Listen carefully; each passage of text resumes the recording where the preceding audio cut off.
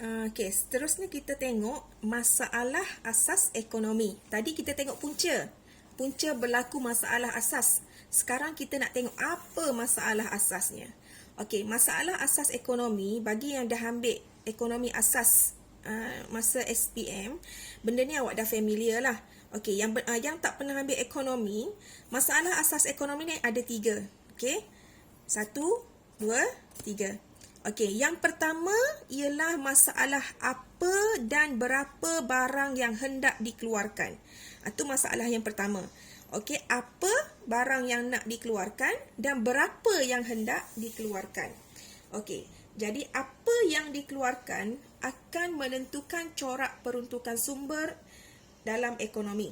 Okey, jadi apa yang dikeluarkan ni mestilah mencapai matlamat untuk memaksimumkan keuntungan firma dan memaksimumkan kepuasan pengguna.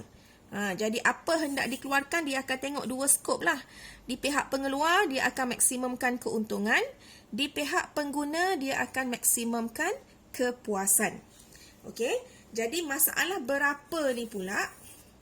Okey, masalah berapa ni merujuk kepada kuantiti barang yang hendak dikeluarkan. Kalau dia nak keluarkan kasut, okey, berapa pasang kasut yang hendak dikeluarkan. Kalau dia nak buat face mask, okey, berapa kuantiti face mask yang hendak dikeluarkan. Okey, itu masalah. Bila masalah, mesti ada penyelesaian. Okey, bila kita sebut masalah apa dan berapa, mesti ada penyelesaian. Macam mana nak selesaikan? Okey, cara untuk menyelesaikan apa dan berapa ini ialah dengan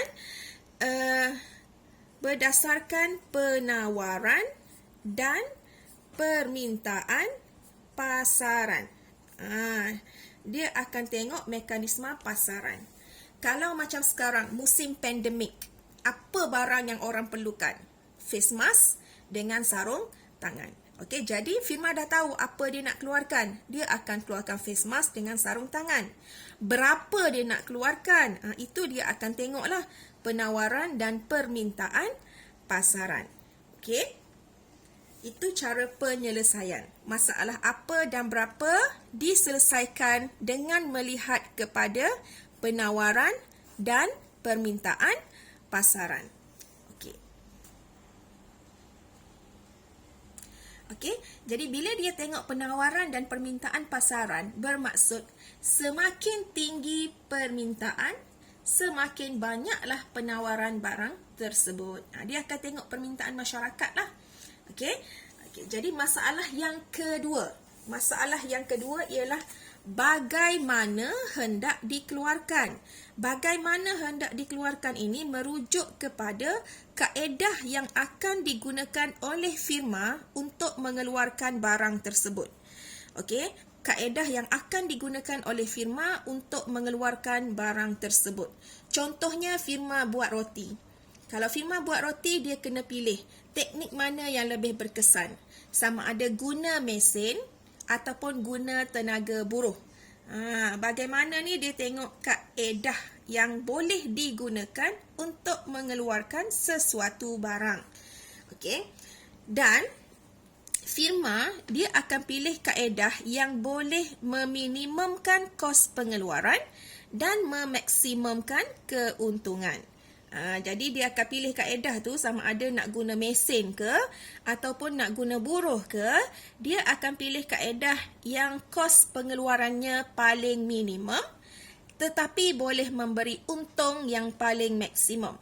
Okey, jadi bagaimana hendak dikeluarkan ni, cara penyelesaian dia macam tadilah. Dia akan pilih kaedah yang meminimumkan kos pengeluaran tetapi pada masa yang sama dapat memaksimumkan keuntungan. Okey, jadi dia akan pilih sama ada nak guna jentera atau mesin ataupun menggunakan tenaga buruh yang mana kosnya lebih jimat. Jadi itu masalah asas ekonomi yang kedua. Bagaimana hendak dikeluarkan, iaitu merujuk kepada kaedah yang akan digunakan oleh firma untuk mengeluarkan sesuatu barang. Sama ada berintensifkan buruh atau berintensifkan modal. Berintensif modal ni maksudnya dia guna mesin. Okey, tapi dia akan kaji kaedah mana yang kosnya lebih murah. Okey. Okey. Masalah yang ketiga ialah untuk siapa barang itu dikeluarkan. Okey, untuk siapa barang itu dikeluarkan ni merujuk kepada agihan barang dan perkhidmatan kepada pelbagai golongan masyarakat. Okey, maksudnya firma keluarkan barang tu, siapa target customer dia? Untuk siapa dia keluarkan barang tersebut? Okey, jadi untuk siapa dikeluarkan ni, sebab ni masalah kan? Macam mana nak selesaikan masalah untuk siapa? Masalah untuk siapa ni, dia akan diselesaikan dengan melihat kepada corak agihan pendapatan. Okey, dia akan lihat kepada corak agihan pendapatan penduduk ataupun masyarakat di satu-satu tempat. Kalau golongan yang berpendapatan tinggi, maka dia berupaya untuk mendapatkan lebih banyak barang dan perkhidmatan. Kalau golongan berpendapatan rendah, maka sedikitlah barang yang dia boleh dapat. Okey, jadi itu masalah untuk siapa dikeluarkan. Diselesaikan melalui corak agihan pendapatan. Okey, sekarang cikgu rumuskan balik masalah asas ekonomi tadi. Okey, masalah asas ekonomi ada 3. Apa dan berapa hendak dikeluarkan. Okey, jadi kena ingat. Apa ni merujuk kepada jenis barang yang hendak dikeluarkan.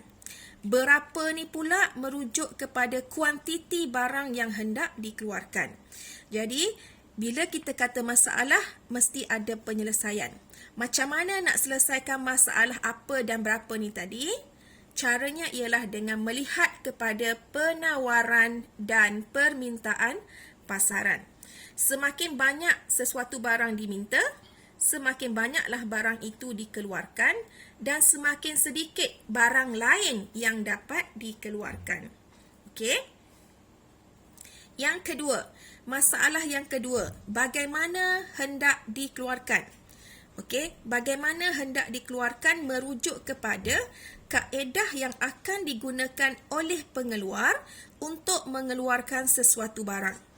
Okey, sama ada dia nak guna teknik berintensifkan buruh atau teknik yang berintensifkan modal. Okey, jadi macam mana nak selesaikan masalah bagaimana hendak dikeluarkan ni? Okey, cara penyelesaiannya adalah firma atau pengeluar dia akan pilih kaedah yang dapat meminimumkan kos pengeluaran dan dapat memaksimumkan keuntungan. Okey, dia akan pilih dia.